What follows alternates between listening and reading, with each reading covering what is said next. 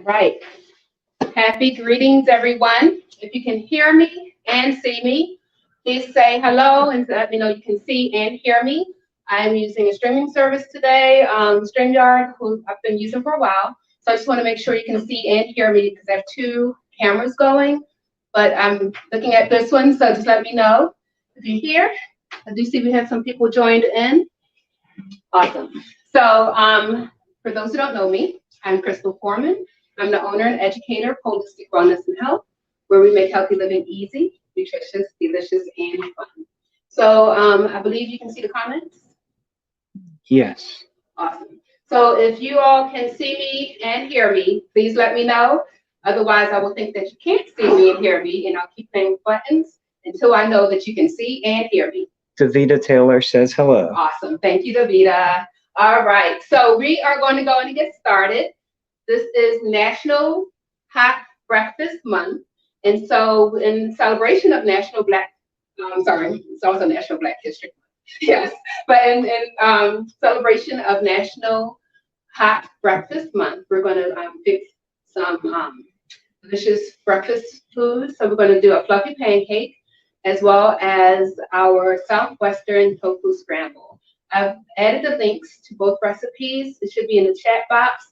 I believe the Black Vegetarian Society's page might have had some trouble, so if you don't see the link, I will add it at the end of this broadcast. So I'm broadcasting to the Black Vegetarian Society Maryland's channel, as well as Holistic Wellness and Health on Facebook and YouTube. So let's go on and get started. So I have my oil in my pan, and I'm using a cast iron frying pan today. You can use whatever type of pot or pan you want to for the tofu scramble. And then I'm going to use a skillet for our pancakes. So I'm just getting the oil a little hot right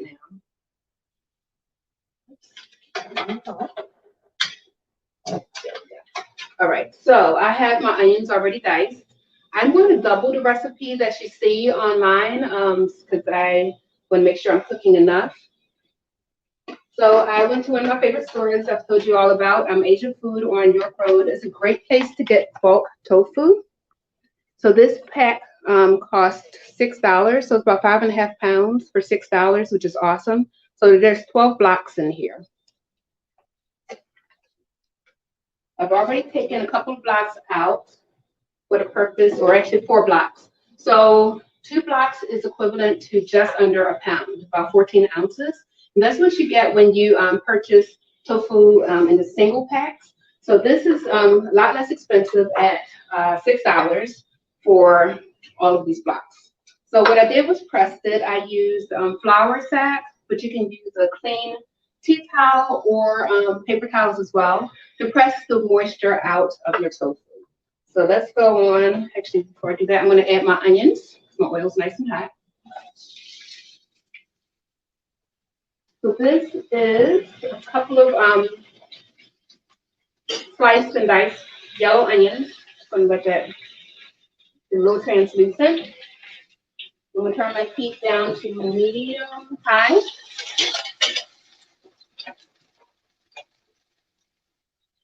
To that, I'm going to add in about 2 cups of diced green pepper. If you have red pepper, that's great to use as well. I love red and yellow pepper, but this is what I have available, so this is what I'm going to use.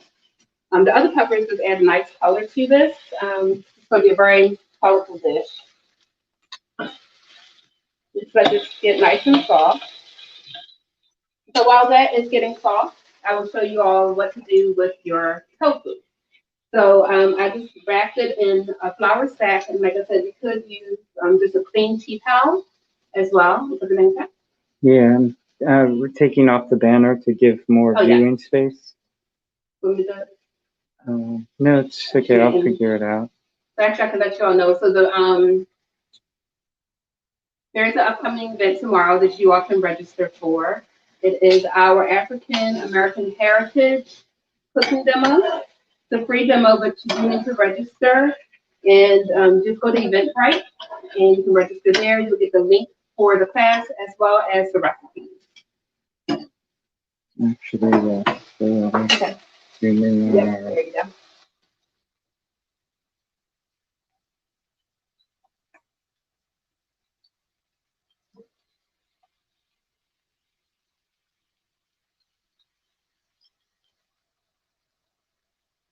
So that's the African American Heritage Cooking Demo. It's Saturday. That's the link African-American-Cooking.eventbrite.com. So make sure you check that out. Sorry about that, guys. I didn't see that the comment was up there for the little promo part. So our onions are getting translucent now. So the what was highlighted, the comment that was highlighted is the link tree. And so link tree basically lets me put a lot of different links on for different things coming up. So check that out as well. Our tofu has been pressed. I just put a heavy weight on it. So you can put a heavy bowl on top or a jug. I just used the jug to press the liquid out, and it was able to collect into here, into our cloth here. So it's nice and pressed. What you can do after it's pressed, if you're not ready to use it all, so this is a big container. So you can just put it in another container for freezing, or if you don't want to press it right away, you can just put it with the liquid right in your container. What'll happen is when you freeze it, the little air pockets in here will start to expand, and then it'll contract when you thaw it. It'll help you absorb a lot more flavor if you're doing like a marinade for a saute. So that's like an awesome way to change the texture of the tofu. For the tofu scramble, I actually like it without the frozen texture because it resembles more of a scrambled egg, which is the texture I'm going for. This is firm tofu. You can also use extra firm tofu for this recipe. So I'm just going to, before I do that, I'm going to add my tomato. Tomatoes optional. This is one diced tomato and a cup of corn. Recipe calls for 1/4 of a cup, so I'm doubling it. Tavon Sanders says, hi, happy Friday. Happy Friday. Thanks for joining in. So it's already a super colorful dish. This would be yummy as a side dish right here, just how it is. We have our white, green, yellow, and red in here. Into this, I'm going to add my tofu. So, and I'm just crumbling it up. So it kind of resembles a crumble, like I was thinking it looks like feta cheese. So I have made a feta using like a vegan feta using tofu, and this is the firm texture is a great one to use to make your own vegan feta cheese. It's also great for a ricotta, if you're making a ricotta. So we make a ricotta that uses cashews, but we also use one that uses tofu because some people are allergic to cashews. And quite frankly, the tofu is a whole lot less expensive than cashews. Yeah. I've got our crumbles in here. I love to use flour sacks. You can actually get a big pack of this from, let's see, like fabric stores and some of the bulk like BJ's and Sam's Club. They have them too, usually with the restaurant supplies. All right. So I'm just going to stir this up. And then I will add our seasonings to give it our Southwestern flavoring. So reminder, I am doubling the recipe. So the measurements I'm saying here are doubled.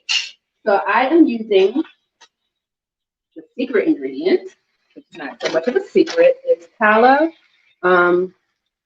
Namak black salt. It's actually pink. It's black when it's whole. So when you find it, like if you can find it as unground, like it's the whole salt, of course, it's black. But as soon as you crush it, it's weird, it turns pink. So do not get this confused with pink salt. Two completely different flavors. If you put this in your baked goods, you will be sad. This is going to add a sulfur kind of flavor to it. Even though a lot of people put like eggs in their vegetarian baked goods, and the eggs have the sulfur in this. There's a reason why vegan bakers win the contest because they're not using eggs. Anyway, pink salt is it has a nice clean flavor and it has a lot of minerals in it. This has a lot of minerals too. It's actually from some of the volcanic areas. So this, I believe, is either Hawaiian or one of the Asian countries. But it has a very character like sulfur smell. And so you don't want to use this in other things. I would get this from the Asian store as well. This bag I've had for a couple of years now. A little goes a long way. So it's definitely worth getting if you're going for that. So like if you're making a vegan egg salad, this is a great ingredient to add. So what I did is the recipe calls for a tablespoon of salt, and if you don't have black salt, you just pink Himalayan. This I'm using one of each to get a little bit of saltiness as well as our sulfur compound. Adding that in, we're going to add in our, this is dehydrated minced garlic. So I'm just going to add this in. It's going to get some moisture from this being cooked in here. It'll rehydrate just like if I used fresh minced garlic. So this is great. You can buy it bulk, and it keeps well. We have our garlic in here, our salt. I'm going to add 1/2 teaspoon of turmeric. So turmeric is known for its anti-inflammatory properties, but I'm also adding it to color our tofu so that it looks a little more like eggs, if that's what the look you're going for, but it also adds a lot of medicinal properties. So it's just great to add turmeric to a lot of the dishes whenever you can. And this is a great dish to add turmeric to. So if you have any questions as we're going along, definitely feel free to ask. Yes. Kiana Harriet Richardson says hi, Crystal. Hello. Hi, Kiana. Thank you for joining in. So if, just in case you all don't know, we do have the cooking demo tomorrow, and that we're going to go for traditional African-American heritage style, what would be like a dinner. So we're making cornbread. We are going to have sweet potato pie, Hoppin' John. So for those who don't know, Hoppin' John is actually a black-eyed pea and rice dish. And we are going to make some delicious, savory, smoky kale. So show you all how to do it with a lot of flavor and not a whole lot of fat and absolutely no cholesterol. So I'm going to add in some black beans, optional as well. This is a cup of black beans. And these are beans that I actually did the whole soaking, and so they were dry. I rinsed them. Make sure you always check your beans. I actually found a little rock pebble in there. So make sure you start sorting through your dry beans, rinse them really well, and then soak them for at least 6 hours, usually overnight. And then I drained that water off, put more water in, and cooked it for about 1.5 hours. Black beans don't take as long to cook as some other beans. So this is what this is. However, you can feel free to use canned beans and just rinse that off. We're going to add our black beans. I'm going to add in a teaspoon of my cumin, a tablespoon of chili powder, and a little bit of hot sauce. There's very little. Some felt on the stove. It's all good. Stir this all in together. And then we have a very nice multicolored dish with lots of protein, vitamins, minerals, phytonutrients,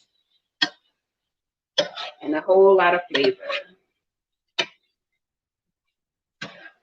So I'm just going to turn this down to medium low. Just let this cook. Let all of the flavors meld together. And while that is cooking, well, actually, I'm going to go and add my nutritional yeast now. So that's completely optional. Nutritional yeast will add like a nutty, cheesy flavor to this, and a lot of B vitamins, including B12, which pretty much everyone in the Western society is very low in B12. So some people think that they can get it from animal products, but a lot of the animals are deficient as well. And those that are not deficient are getting supplemented, which quite frankly, you can do yourself. You can buy supplements. For B12 is like one of the least expensive supplements out there. It's really inexpensive. You can get it in liquid form, a tab that you swallow, or a tab that you put under your tongue. Usually it tastes good. Actually, I haven't had one that doesn't taste good if you get like the liquid or the one that you let dissolve in your mouth. And B12 is very important for our nervous system. It helps with stress as well as nerve pain. So if you know someone who has like diabetic neuropathy or any type of pain that's associated with nerves, B12 is just a great vitamin to add. And nutritional yeast is a delicious way to get it. So that is going to cook. And we're going to get started with our delicious pancakes. So I'm going to add 1 cup of unbleached flour. You can use whole wheat flour. I've done it both ways. Depends on what flavor you're going for. Sometimes when I use a whole wheat, just it's a little heavier. It's a heavier texture to the pancake, and it's heartier. So it depends on what you're going for. So 1 cup of our flour, 1 tablespoon of baking powder. I said 1 tablespoon. That is not a mistake. Some people only use 1 teaspoon. 1 tablespoon is what will actually make it super fluffy. That's the ingredient that will make it rise and get like super fluffy and delicious. I'm going to add 1 teaspoon of granulated sugar. You can use natural sugar. Carbonado is fine, but I find that it doesn't dissolve quite as nicely, but you can use that. And 1/8 teaspoon of pink salt. Actually, it's 1/4. 1/4 teaspoon of my pink Himalayan salt here. Just going to mix all the dry ingredients together. When you're baking or making a lot of dishes that have like flour, it's great to mix the dry ingredients together first. Make sure it's mixed well, and then add your wet ingredients. Nice and mixed. I have here 1 cup of soy milk and 1/8 cup, which is 2 tablespoons of my oil. What's that? Oh, Tavon Sanders says, yes, pancakes. I love breakfast food. I love breakfast food. I love hot breakfast food. This hot breakfast month makes sense. I think it should be celebrated all the time. Yes. Hot breakfast year. hot breakfast year. Yes, I love breakfast food, especially hot. Like I can eat oatmeal pretty much every day. Sometimes I do. But I love to like have some nice fun dishes as well. So I just added my oil and milk together. And I'm just going to incorporate it all together with our flour. And let me get my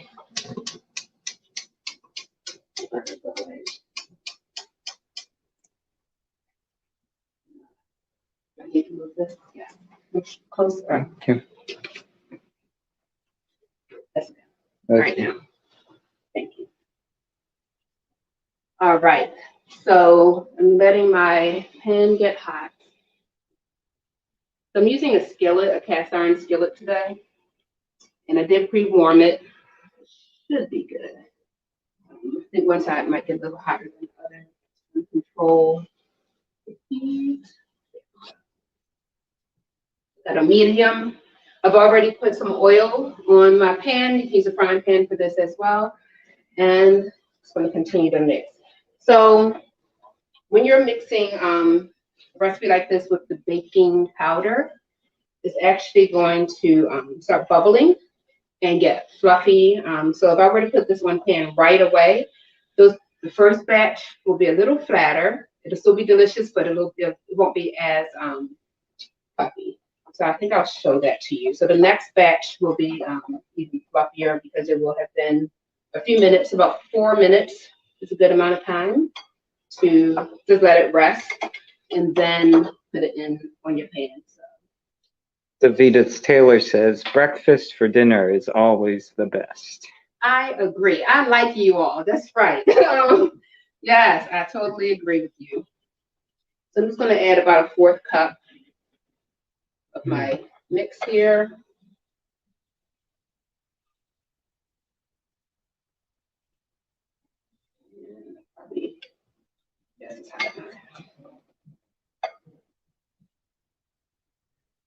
And just place them a couple of inches apart so they're not touching, and it'll be easier to flip. These are going to be a little smaller.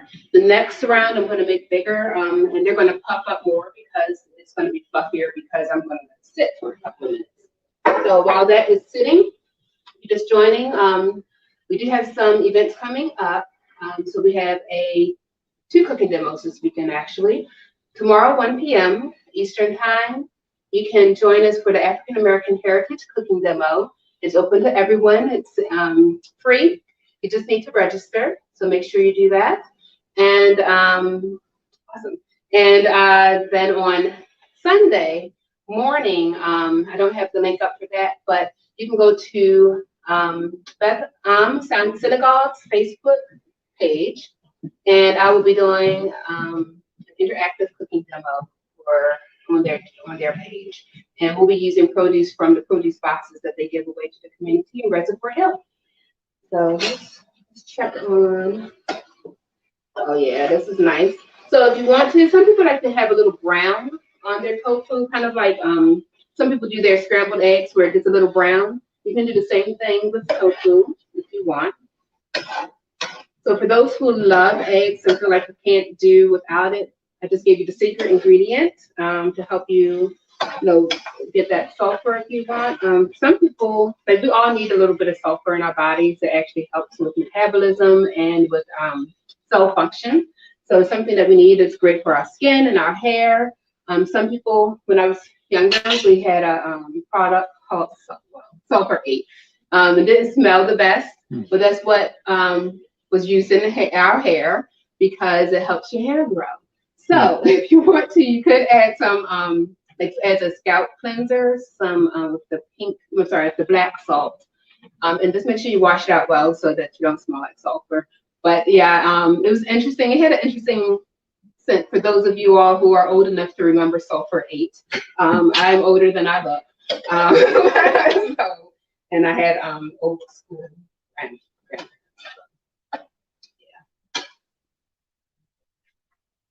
That is looking really good. So that is pretty much done. Let's check on our pancakes. So you can usually tell if it's done.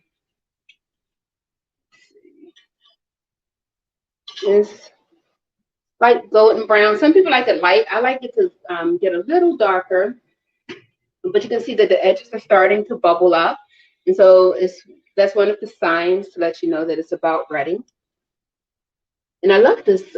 Like we have so many recipes that we put eggs in and milk, and it turns out you don't need that. Like even cornbread, you don't need to add some of those extra ingredients. So I think that just certain industries, we're kind of marketing them that way, like, oh, you have to add these things, but you'll see that it's totally not necessary. It's beautiful golden. I think I might turn this up just a little bit. So you all have really never seen me use these burners. So I'm not 100% used to how they cook for the heat. The last time I did the pancakes, I actually did it in a frying pan. I'm going to go in and turn this. Nope, not quite. So I'm going to let it finish up, and then I'm going to go on. It's been a few minutes, so I'm going to put the fluffier batter on so you can just see the difference. So I'm going to put the fluffier over here. For those of you who like a crispy edge to your pancakes, you can actually add more oil to it, and that'll give you a crispier pancake. For those who don't want as much oil, and you don't want the oil soaked into your pancakes, then you just use a little oil on your pan. I actually like it crispy and fluffy, but make it how you want. You can change it up. So I'm going to add a little more oil in this corner here.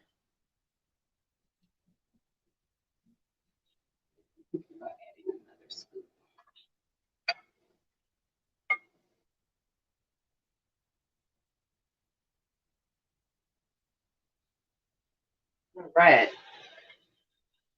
I'm going to actually turn off this burner. So our tofu scramble is done. I'm just going to let it sit in there and continue to let the flavors meld. Is there any other breakfast recipes that you all would like to see me make this month? Let me know. So I posted on Monday one of my oatmeal recipes that has pecans and other ingredients in it. So you can definitely hook up your oatmeal, check that video out. You can go to YouTube as well and see some of the videos that I've done. You can also make sure you subscribe to the YouTube channel. So I am, like, just let me know though in the comments of whichever page you're on, what breakfast dish you would love to see, and also what African American heritage dish you would like to see. I can incorporate that in this month as well. Yes. So let's turn you. All right. And so, yeah, now I feel like I have to heat up too high. Turn it down a little bit.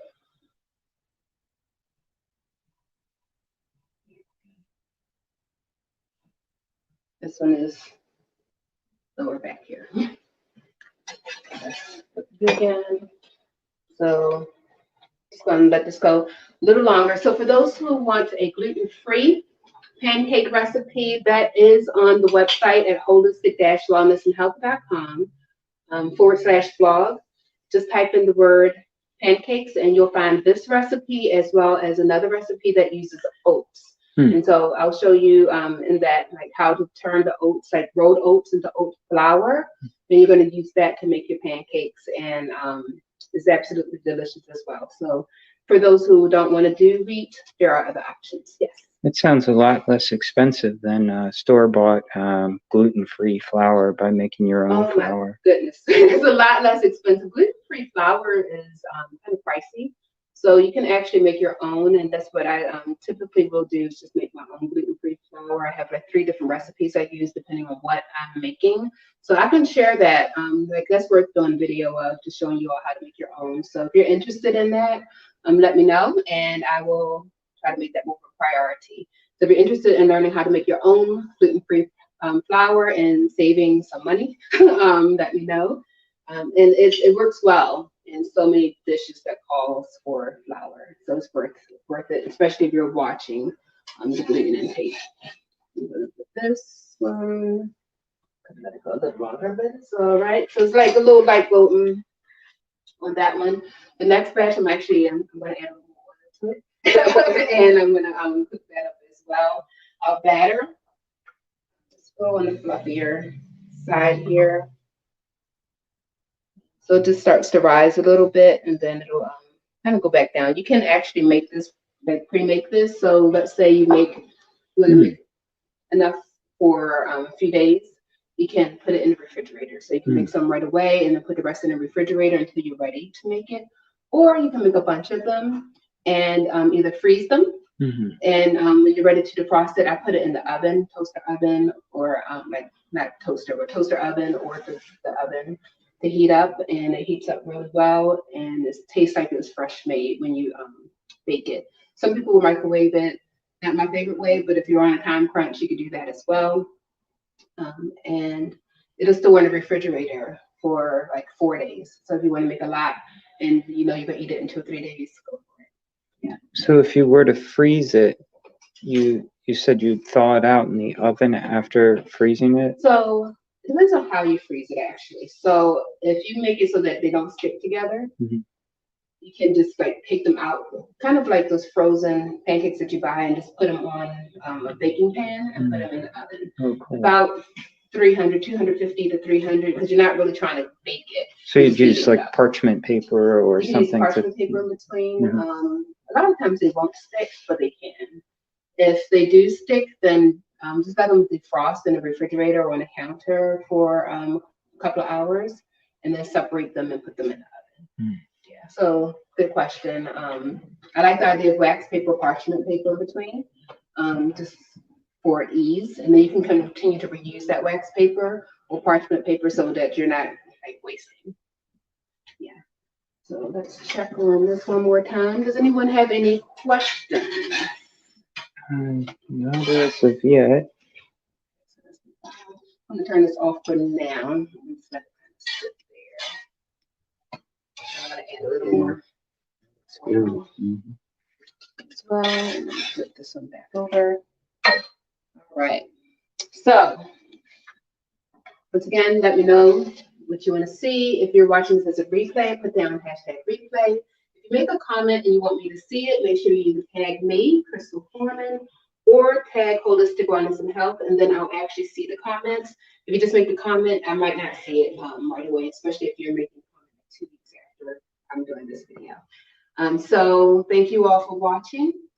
Once again, my name is Crystal Forman. I am a holistic plant-based transformation coach, chef, and educator for holistic wellness and health, where we make healthy living easy, nutritious, delicious, and fun, with a focus on plant-based foods to help you live a healthier and more vibrant life. I will see you Monday live at 5. Peace and blessings.